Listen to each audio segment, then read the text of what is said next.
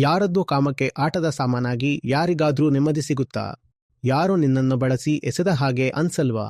ಒಂಥರ ಯೂಸ್ಡ್ ಅನ್ಸೋದಿಲ್ವಾ? ಇದರಿಂದ ನಿನ್ನ ಬದುಕು ಏನಾದ್ರೂ ಉದ್ಧಾರ ಆಗ್ತಿದೆಯಾ? ಮತ್ತೆ ಇದಕ್ಕೆ ಪ್ರೀತಿ ಅಂತ ಯಾಕೆ ಹೆಸರು ಕೊಡ್ತಿದ್ದೀಯಾ? ಯಾಕಂದ್ರೆ ಸಿನಿಮಾಗಳಲ್ಲಿ ಇದನ್ನೇ ಪ್ರೀತಿ ಅಂತ ತೋರಿಸೋದು. ಒಬ್ಬ ಹುಡುಗಿ ಸಿಕ್ಕಿ ಹೀಗೆ ಒಬ್ಬರಿಗೊಬ್ಬರು ಅಂಟಿಕೊಂಡ್ರೆ ಅದೇ ಪ್ರೀತಿ ಅಂತ ನೀನು ನಂಬಿಬಿಟ್ಟಿದ್ದೀಯಾ? ಒಂದು ಮಾತು ಪಕ್ಕಾ ತಿಳ್ಕೋ, ಇದನ್ನ ನೀನು ಸಿನಿಮಾದಲ್ಲಿ ನೋಡಿಲ್ಲ ಅಂದಿದ್ರೆ ಅಥವಾ ಫ್ರೆಂಡ್ಸ್ ಹತ್ರ ಕೇಳಿಲ್ಲ ಅಂದಿದ್ರೆ ನೀನು ಇದನ್ನ ಪ್ರೀತಿ ಅಂತ ಖಂಡಿತ ಕರಿತಿರಲಿಲ್ಲ. ನಮ್ಮ ತಲೆಗೆ ತುಂಬಿರೋ ಪ್ರಭಾವಗಳು, ನಮ್ಗೆ ಹೇಳಿಕೊಟ್ಟಿರೋ ಮಾತುಗಳು ಮತ್ತೆ ನಂಬಿಸಿರೋ ಸಿದ್ಧಾಂತಗಳ ಪರಿಣಾಮ ಇದಾಗಿದೆ. ಇದ್ರಿಂದಲೇ ನಾವಿವತ್ತು ಪ್ರೀತಿ ಹೆಸರಲ್ಲಿ ಏನೇನೋ ತಪ್ಪು ಕೆಲಸಗಳನ್ನ ಮಾಡ್ತಿದ್ದೀವಿ. ಆದ್ರೆ ನಾವು ಮಾಡೋ ಈ ಯಾವ ವಿಷಯಗಳಿಗೂ ನಿಜವಾದ ಪ್ರೀತಿಗೂ ಯಾವುದೇ ಸಂಬಂಧ ಇಲ್ಲ ಅನ್ನೋದು ನಮಗೆ ಗೊತ್ತೇ ಇಲ್ಲ.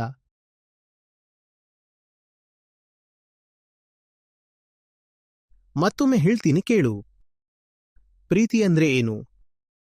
ಇನ್ನೊಬ್ಬರ ಒಳ್ಳೆಯದು, ಅವರ ಏಳಿಗೆ ಮತ್ತೆ ಅವರ ಬೆಳವಣಿಗೆನೇ ಪ್ರೀತಿ. ಇನ್ನೊಬ್ಬರಿಗೆ ಒಳ್ಳೆಯದಾಗುತ್ತೆ ಅಂದ್ರೆ ನಮಗೆ ನಷ್ಟ ಆದ್ರೂ ಪರವಾಗಿಲ್ಲ ಅನ್ಕೊಳ್ಳೋದು ನಿಜವಾದ ಪ್ರೀತಿ. ಆದ್ರೆ ಇನ್ನೊಬ್ಬರನ್ನ ಬಳಸಿಕೊಳ್ಳೋದನ್ನ ಅಥವಾ ಅವರ ಮೇಲೆ ಬೇಡಿಕೆ ಇಡೋದನ್ನ ಪ್ರೀತಿ ಅನ್ನೋಕೆ ಖಂಡಿತ ಆಗಲ್ಲ.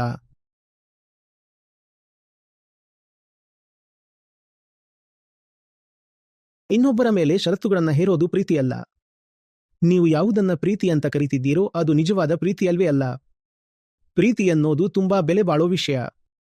ಬರೀ ವಯಸ್ಸಾದ ತಕ್ಷಣ ಪ್ರೀತಿ ಬಂದುಬಿಡುತ್ತೆ ಅನ್ಕೊಳ್ಳೋದು ತಪ್ಪು ಅಲ್ವಾ?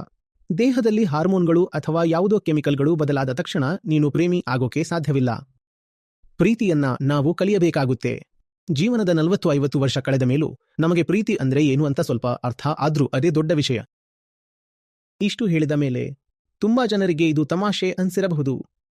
ಇವರು ಏನೇನೋ ಹೇಳ್ತಿದ್ದಾರೆ ಅಂತ ಅನ್ಕೊಳ್ತಾರೆ. ಪ್ರೀತಿ ಕಲಿಯೋಕೆ 40 ವರ್ಷ ಬೇಕಾ ಅಂತ ಕೇಳ್ತಾರೆ. 60 ವರ್ಷದ ಮುಪ್ಪಿನ ಕಾಲದಲ್ಲಿ ಪ್ರೀತಿ ಮಾಡಬೇಕಾ ಅನ್ನೋದು ಅವರ ಪ್ರಶ್ನೆ. ಯಾಕೆ? ವಯಸ್ಸಾದ ಮೇಲೆ ಪ್ರೀತಿ ಮಾಡೋದ್ರಲ್ಲಿ ಏನು ತೊಂದರೆ ಇದೆ? ನಿನ್ನ ಈ ಯೋಚನೆ ಹಿಂದಿರೋ ಅಸಲಿ ನಂಬಿಕೆ ಏನು ಗೊತ್ತಾ? ವಯಸ್ಸಾದ ಮೇಲೆ ಸೆಕ್ಸ್ ಮಾಡೋಕೆ ಆಗಲ್ಲ ಅನ್ನೋದು ನಿನ್ನ ಭಯ. ಅಂದ್ರೆ ಪ್ರೀತಿ ಅಂದ್ರೆ ಅದು ಬರೀ ಸೆಕ್ಸ್ ಅಂತ ನೀನು ಪಕ್ಕಾ ನಂಬಿರೋದು ಇಲ್ಲಿ ಬಯಲಾಗ್ತಿದೆ.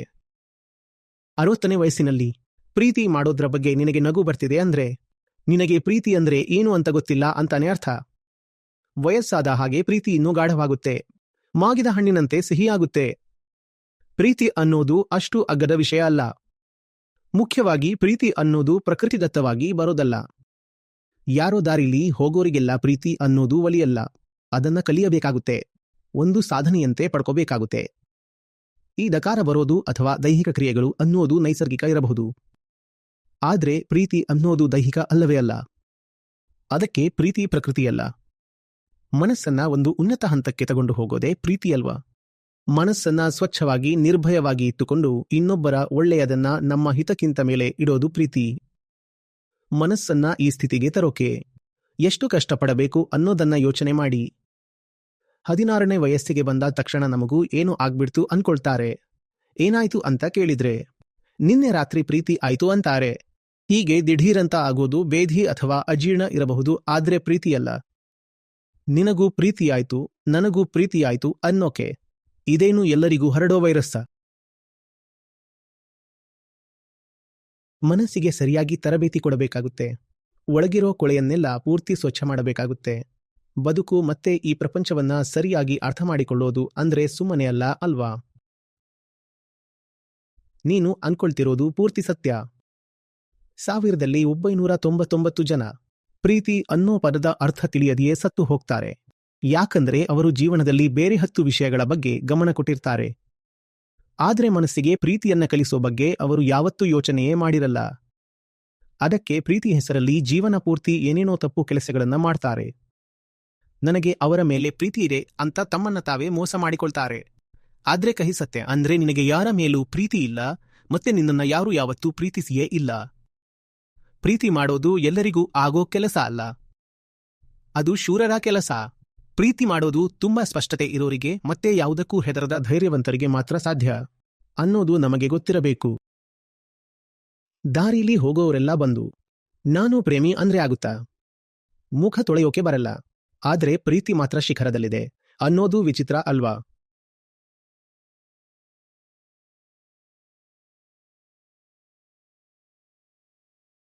ಈ ರೀತಿ ಆಗೋದಿಲ್ಲ.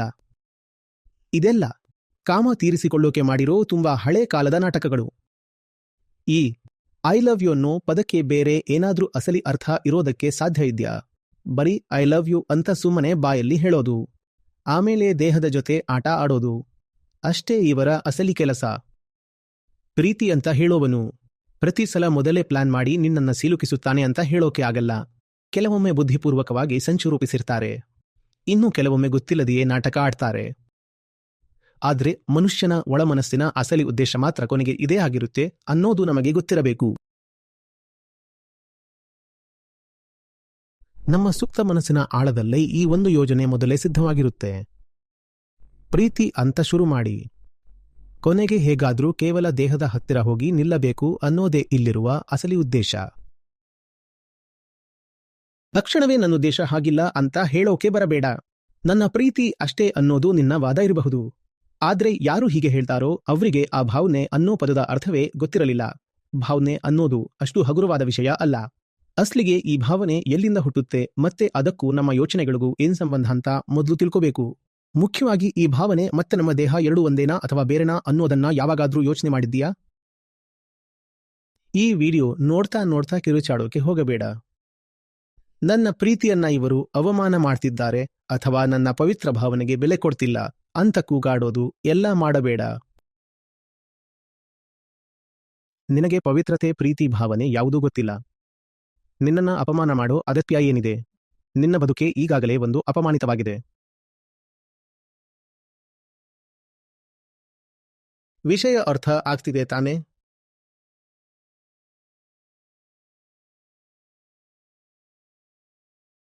ಪ್ರೀತಿ ಬಗ್ಗೆ ಸರಿಯಾಗಿ ತಿಳ್ಕೊಂಡಿರೋರು ಒಂದು ಮಾತು ಹೇಳಿದ್ದಾರೆ, ಯಾವ ಹಾದಿಯಲ್ಲಿ ನಡೆದರೆ ನೀನು ನಿನ್ನ ಎಲ್ಲಾ ಕಟ್ಟುಪಾಡುಗಳಿಂದ ಬಿಡುಗಡೆ ಪಡೀತೀಯೋ ಅದನ್ನೇ ಪ್ರೀತಿ ಅಂತಾರೆ ಅಂತ. ತುಂಬಾ ಜನ ಯಾವಾಗ್ಲೂ ಪ್ರೀತಿ ಪ್ರೀತಿ ಅಂತ ಜಪ ಮಾಡ್ತಿರ್ತಾರೆ, ಆದ್ರೆ ಅವರಿಗೆ ಅದರ ಅಸಲಿ ಅರ್ಥ ಗೊತ್ತಿರಲ್ಲ. ಪ್ರೀತಿಗೆ ಇರೋದು ಒಂದೇ ಒಂದು ಅರ್ಥ, ಯಾವ ದಾರಿಯಲ್ಲಿ ಹೋದ ಮೇಲೆ ನೀನು ಮೊದಲಿನ ಹಾಗೆ ಇರೋಕೆ ಸಾಧ್ಯ ಇಲ್ವೋ, ನಿನ್ನಲ್ಲಿರೋ ಎಲ್ಲಾ ಗೊಂದಲಗಳು ಮತ್ತೆ ಕಟ್ಟುಪಾಡುಗಳು ಪೂರ್ತಿಯಾಗಿ ಕಳಚಿ ಬೀಳುತ್ತೋ ಆ ದಾರಿನೇ ಪ್ರೀತಿ ಅನ್ನೋದು.